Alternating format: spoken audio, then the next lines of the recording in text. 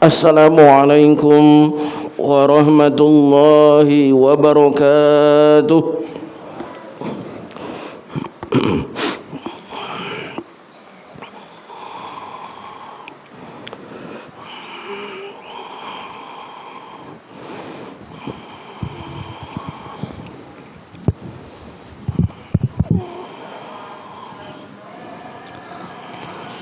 Allahu Akbar, Allahu Akbar.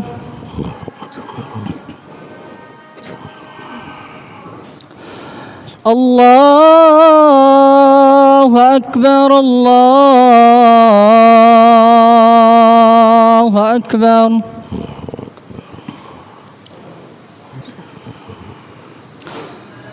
Ashhadu an la ilaha illallah.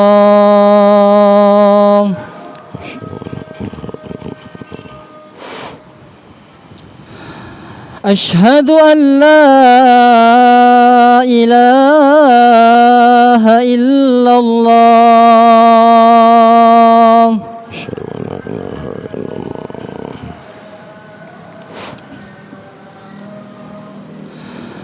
أشهد أن محمدًا رسول الله. أشهد أن محمدًا رسول الله.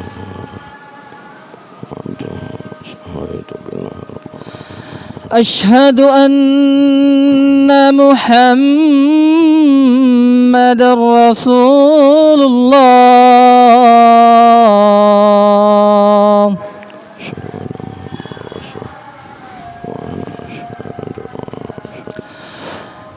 حي على الصلاة.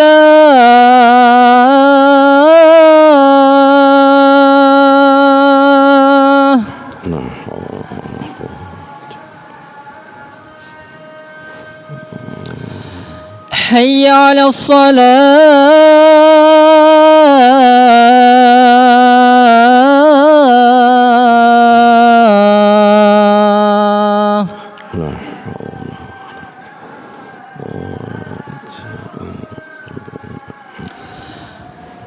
حي على الفلاح.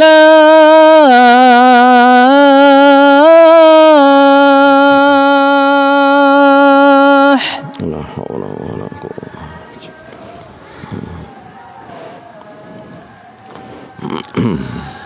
حي على الفلاح. لا حول ولا قوة. الله أكبر، الله أكبر. لا إله إلا الله. لا إله إلا الله. اللهم رب هذه الدعوة والصلاة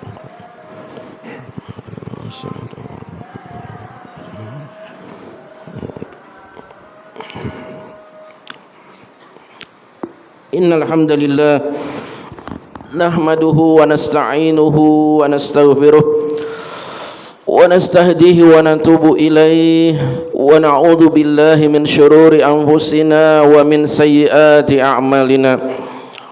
من يهده الله فلا مضل له ومن يضلل فلا هادي له. وأشهد أن لا إله إلا الله وحده لا شريك له. وأشهد أن محمدًا عبده ورسوله وخليله وصفيه وأمينه على وحيه. أرسله الله بشيرًا ونذيرًا وداعيًا إلى الله بإذنه وسراجًا منيرًا. فبلغ الرسالة وأدى الأمانة ونصح الأمة وجاهد في سبيله حق جهاده، فصلوات ربي وسلامه وبركاته عليه وعلى آله وأصحابه ومن تبعهم بإحسان إلى يوم الدين. يا أيها الذين آمنوا اتقوا الله حق تقاته ولا تموتن إلا وأنتم مسلمون. يا أيها الناس اتقوا ربكم الذي خلقكم من نفس واحدة وخلق منها زوجها وبث منهما رجالا كثيرا ونساء، واتقوا الله الذي تساءلون به والأرحام إن الله كان عليكم رقيبا. يا أيها الذين آمنوا اتقوا الله وقولوا قولا سديدا يصلح لكم أعمالكم ويغفر لكم ذنوبكم، ومن يطع الله ورسوله فقد فاز فوزا عظيما. أما بعد، فإن أصدق الحديث كتاب الله، وخير الهدي هدي محمد صلى الله عليه وسلم، وشر الأمور محدثاتها، وكل محدثة بدعة، وكل بدعة ضلالة، وكل ضلالة في النار. Ma'asyiral muslimin, sidang jamaah Jumat rahimani wa rahimakumullah. Puji syukur marilah tak henti-hentinya kita panjatkan atas kehadirat Allah Subhanahu wa taala, atas segala limpahan nikmat karunia, terutama nikmat dan karunia bertemu kembali dengan bulan suci Ramadan. Dan ini adalah Jumat yang pertama kebersamaan kita dengan bulan suci dan penuh berkah ini. Segala puji dan syukur hanya milik Allah Subhanahu wa taala atas segala nikmat dan karunia-Nya yang tak terhingga. Tak lupa kita kirimkan salawat dan salam kepada junjungan kita baginda Rasulullah Muhammad sallallahu alaihi wasallam beserta keluarga, para sahabat dan segenap pengikut beliau hingga akhir masa. Sidang jamaah Jumat yang berbahagia, tema Jumat kita kali ini adalah orang-orang yang kuat di bulan suci Ramadan. Orang-orang yang kuat di bulan suci Ramadan. Ini kami sarikan dari sebuah khutbah Jumat yang dibawakan oleh Fadilatul Syekh Dr. Saleh Ibn Abdillah Ibn Hamad Al-Utsaimin hafizahullah ta'ala, dengan judul Al-Aqwiya'u fi Ramadan. Al-Aqwiya'u fi Ramadan, orang-orang yang kuat di bulan Ramadan.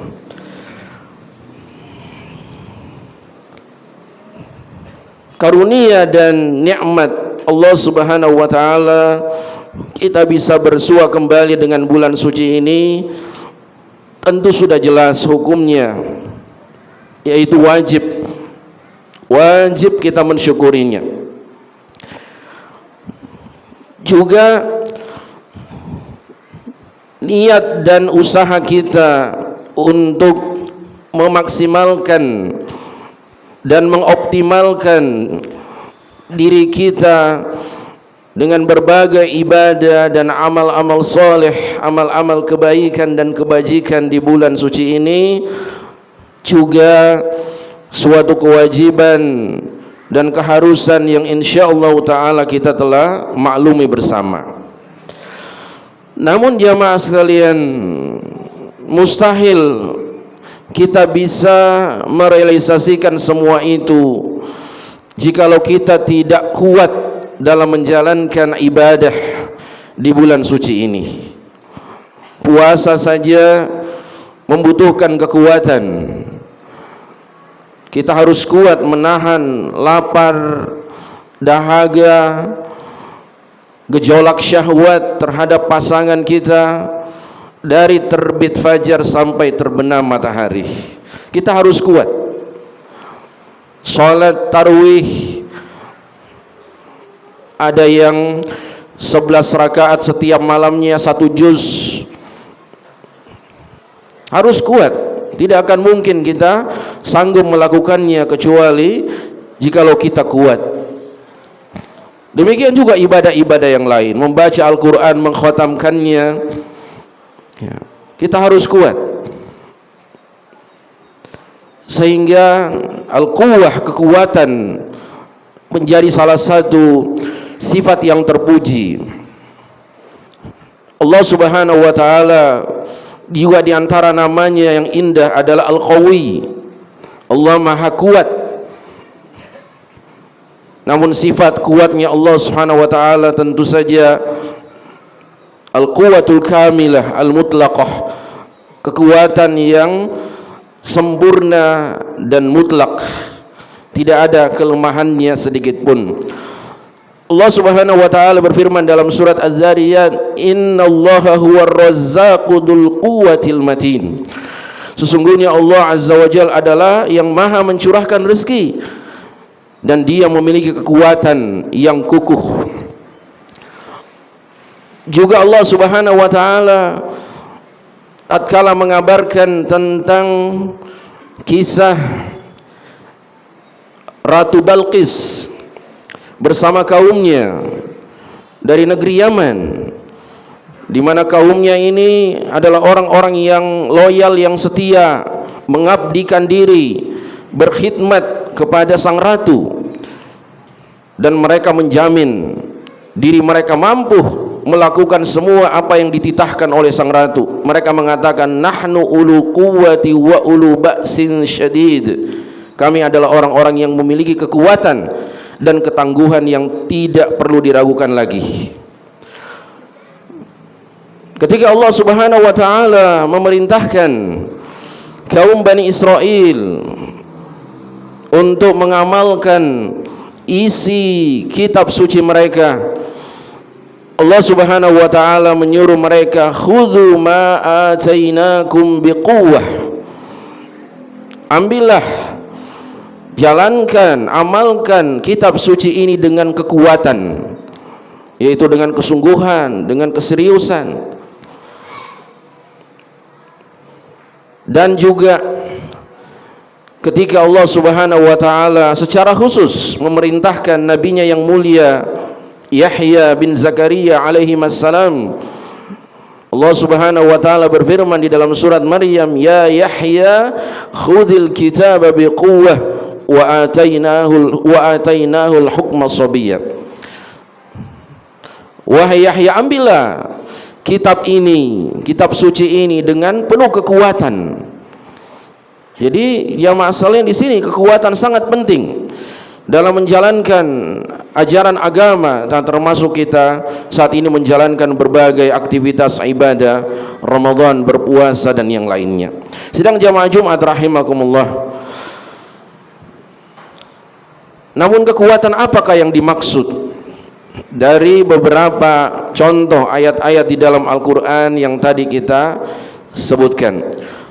Syekh Shalih Al-Utsaimin hafizahullah mengatakan, wal quwwah qad takunu taratan quwwatan fil iman wa taratan takunu quwwatan fil abdan.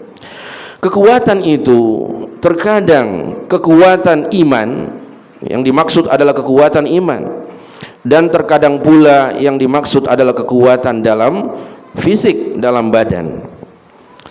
Jadi dua-duanya jamaah sekalian dianjurkan oleh agama. Kita memiliki kekuatan iman, dan inilah al-asl. Asalnya kekuatan adalah kekuatan iman.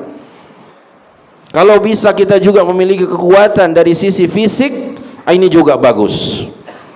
Makanya Nabi Musa alaihissalam ketika berdialog dengan seorang hamba yang soleh di kota Madian, tatkala ia ingin mengambil seorang pekerja, maka disarankan oleh putri-putrinya, "Inna khaira man istajarta al-qawiyul amin." Sesungguhnya sebaik-baik yang engkau pekerjakan adalah orang yang kuat lagi amanah.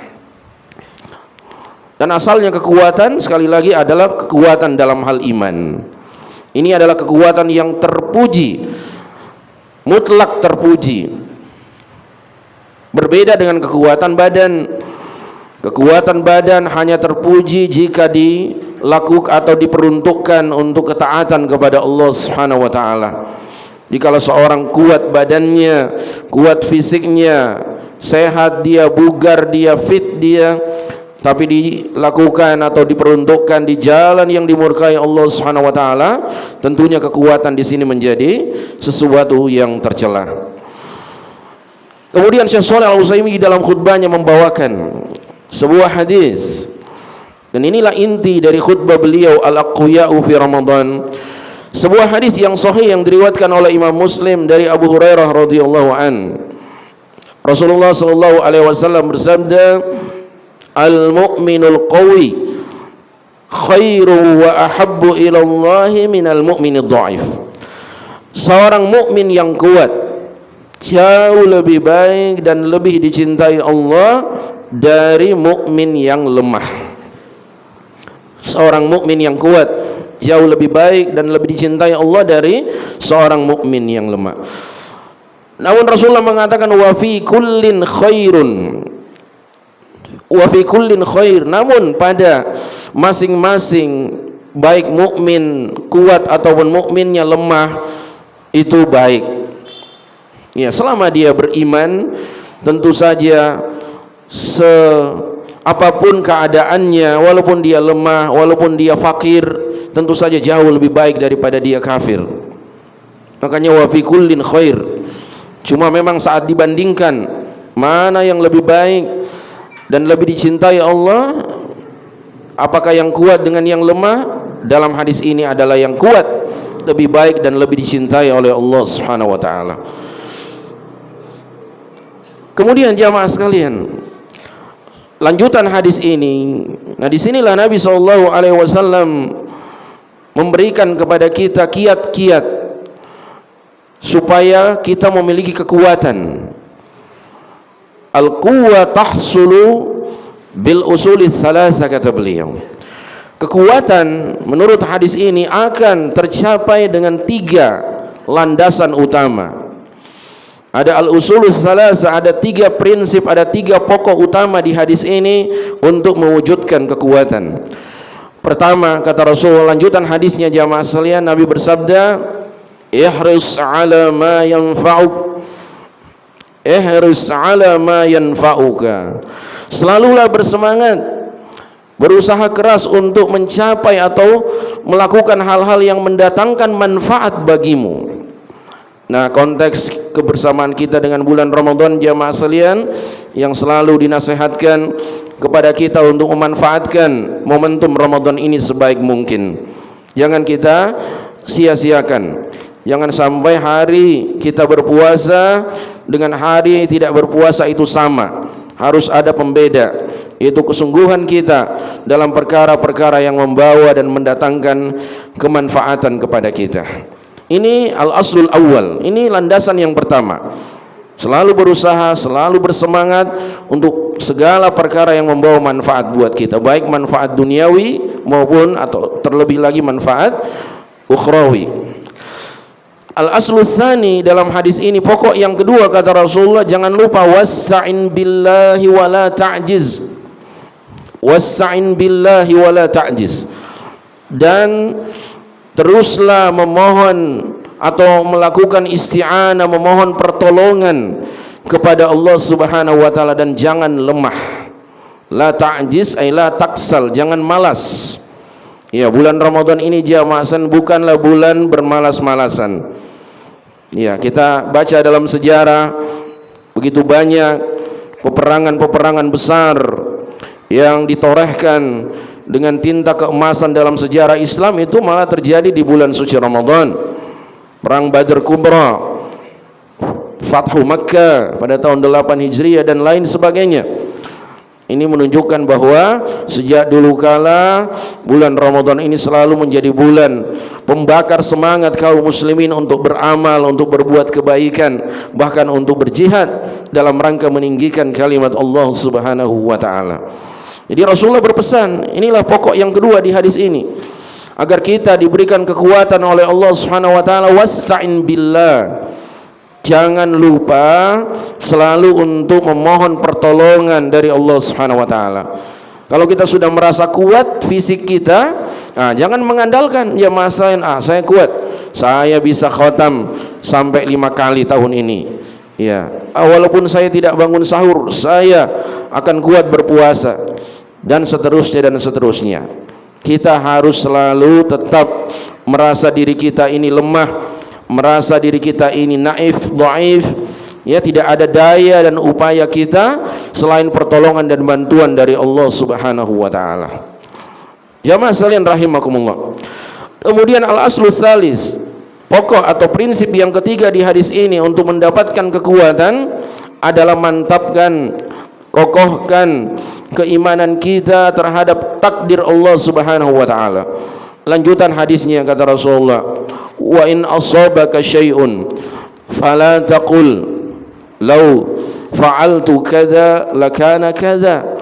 Kalau sesuatu menimpa dirimu, artinya sesuatu itu di luar ya ekspektasi kita, di luar perkiraan kita dan harapan kita, jangan kamu mengatakan, oh kalau sekiranya yang saya lakukan adalah hal ini, maka niscaya yang bakal terjadi adalah ini dan itu. Jangan. Ya, berarti ini ada unsur kita tidak menerima takdir Allah Subhanahu wa taala. Kita serasa memprotes, menggugat ketentuan Allah Subhanahu wa taala. Jangan katakan seperti itu. Walakin qul, tapi Rasulullah mengarahkan kita, ucapkanlah, katakanlah qadarullahi wa ma syaa fa'al. Qadarullahi wa ma syaa fa'al. Di riwayat yang lain qadarallahu wa ma syaa fa'al. Akan tetapi katakanlah apa yang terjadi ini adalah ya takdir Allah Subhanahu wa taala, sudah ketentuan takdir Allah Subhanahu wa taala. Ya, jangan mengatakan sekiranya begini, sekiranya begitu. Tidak boleh. Kenapa? Kata Rasulullah, fa inna law taftahu amal syaitan. Sebab kata law, sekiranya, ini membuka perbuatan syaitan, yaitu membisikkan atau melontarkan waswas, bisikan-bisikannya untuk kita tidak beriman kepada takdir Allah Subhanahu wa taala. Ya, mungkin jamaah kalau kita contohkan, ya kita contohkan, mungkin ada orang yang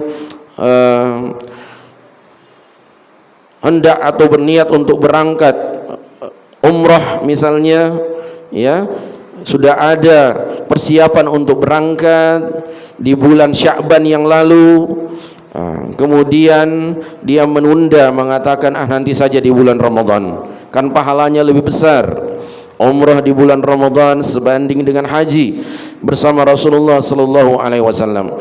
Kemudian ketika tiba bulan Ramadan, ternyata dia batal melaksanakan umrah. Ya, biayanya dipakai untuk keperluan yang lain. Kemudian dia seperti menyesali, ya, menyesali apa yang keputusan yang telah ia ambil. Dia mengatakan, kalau sekiranya ya saya umrah dulu sebelum Ramadan, maka sudah selesai perkara. Nah, ini jamaah seperti tidak menerima ketentuan dan ketetapan dari Allah Subhanahu wa taala. Inilah 3 al-usul atau landasan ataupun pokok-pokok dan prinsip-prinsip utama yang ketika seorang menunaikannya, insyaallah taala ia akan meraih al-quwwah, quwwatun fil iman wa quwwatun fil abdan. Aqulu qawli hadza wa barakallahu wa lakum wa astaghfirullah li wa lakum wa lisairil muslimina min kulli dhanbin wa khati'ah, innallaha kana lil awwabina ghafura.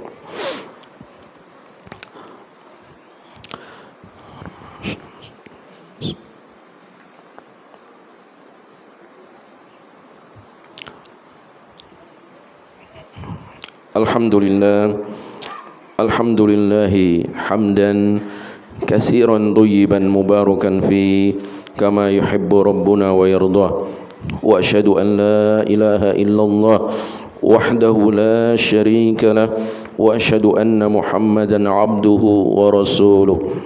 Amma ba'd. Hadirin sidang jamaah Jumat rahimakumullah, pada akhirnya marilah kita sekali lagi memanfaatkan kebersamaan kita dengan bulan suci Ramadan yang tak terasa kita akan sampai pada pekan pertama di bulan suci ini. Dan memang kata Allah Subhanahu wa taala, bulan Ramadan itu ayyaman ma'dudat, hanya hari-hari tertentu saja, tidak akan terasa perjalanan kita bersama tamu istimewa ini.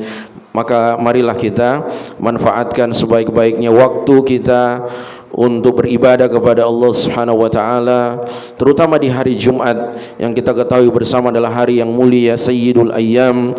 Dan setelah asar atau menjelang maghrib nanti ada waktu mustajabnya doa, ditambah lagi kita sedang berpuasa, maka double sebab-sebab terijabahnya doa seorang mukmin kepada Allah Subhanahu wa taala. Allahumma shalli wa sallim wa barik wa an'im ala abdika wa rasulik nabiyyina Muhammad wa ala alihi wa ashabihi ajma'in. Allahumma ighfir lana wa liwalidina wa li akhwanina al-muslimina wal muslimat wal mu'minina wal mu'minat al ahya'i minhum wal amwat innaka antal ghafurur rahim. Allahumma inna nas'aluka al-huda wat tuqa wal afafa wal ghina. Allahumma inna nas'aluka mujibati rahmatik wa azaima maghfiratik was salamata min kulli itsm wal ghanimata min kulli bir wal fawza bil jannah wan najata minan nar.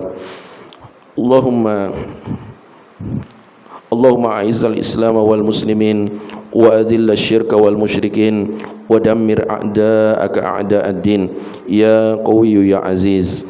اللهم أصلح أئمتنا وولاة أمورنا وفقهم للعمل بكتابك وتحكيم شرعك يا رب العالمين. اللهم ارزقهم البطانة الصالحة التي تدلهم على الخير وتعينهم عليه. اللهم آمنا في أوطاننا واجعل هذا البلد آمنا مطمئنا سخاء رخاء وسائر بلاد المسلمين. ربنا آتنا في الدنيا حسنة وفي الآخرة حسنة وقنا عذاب النار. عباد الله، إن الله وملائكته يصلون على النبي يا أيها الذين آمنوا صلوا عليه وسلموا تسليما. وسبحان ربك رب العزة عما يصفون وسلام على المرسلين والحمد لله رب العالمين. وأقم الصلاة.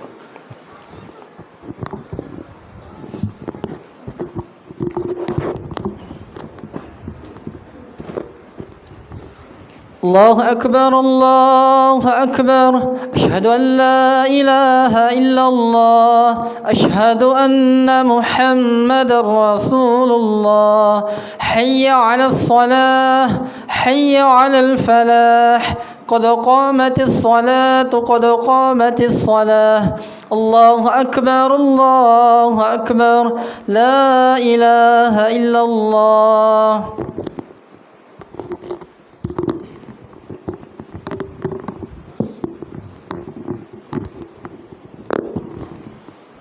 Sawu sufufakum, luruskan rapatkan saf.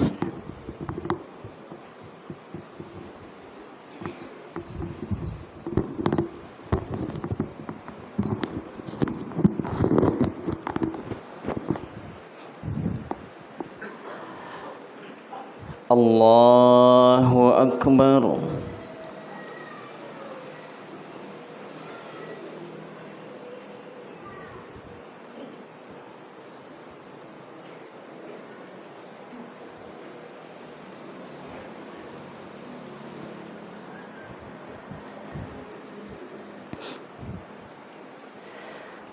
الحمد لله رب العالمين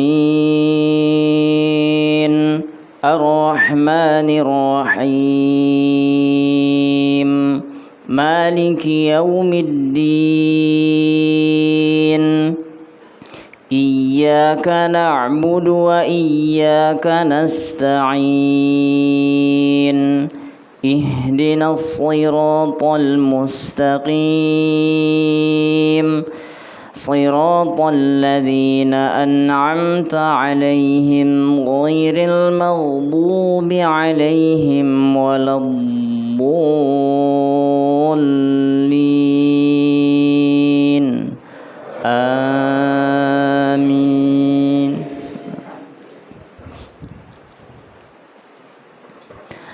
سبح اسم ربك الأعلى الذي خلق فسوى والذي قدر فهدى والذي أخرج المرعى فجعله غثاء أحوى سنقرئك فلا تنسى إلا ما شاء الله إنه يعلم الجهر وما يخفى ونيسرك لليسرى فذكر إن نفعت الذكرى سيذكر من يخشى ويتجنبها الأشقى الذي يصلى النار الكبرى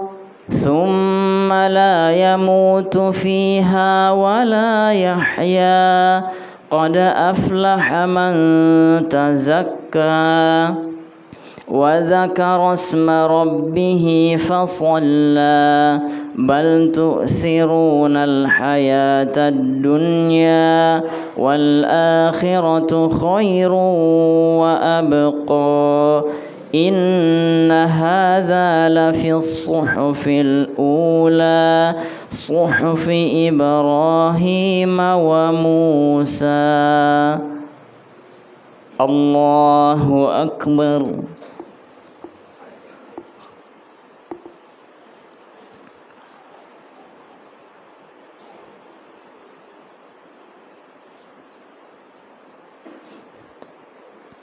سمع الله لمن حمده.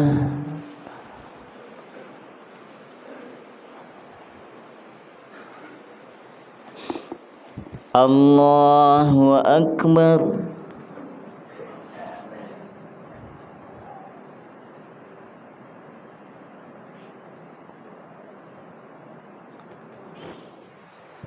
الله أكبر.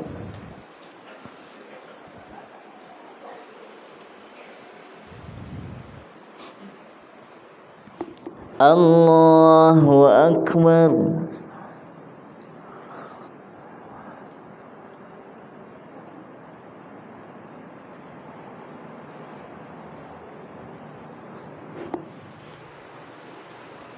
الله أكبر.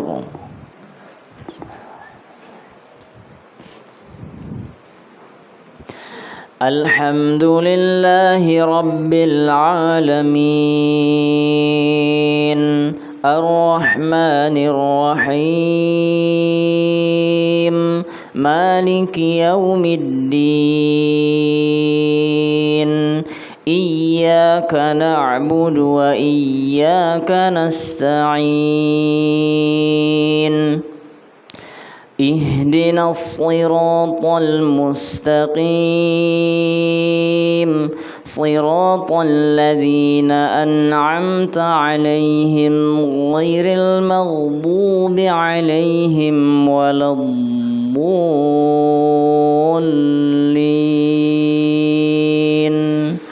آمين.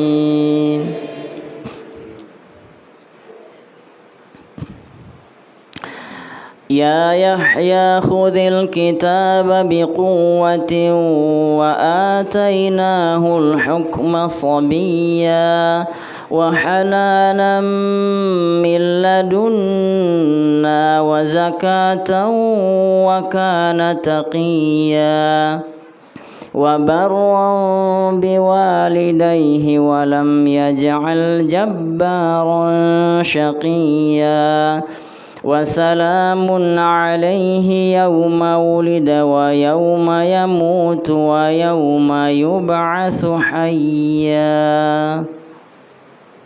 الله أكبر.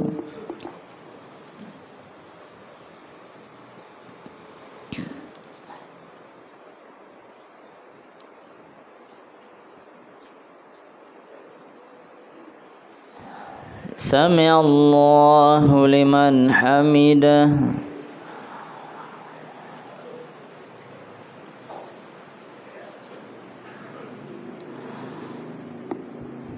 الله أكبر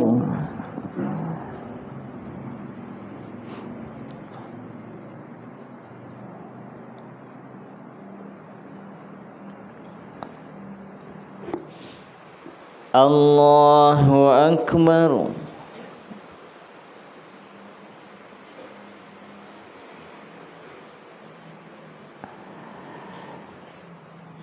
الله أكبر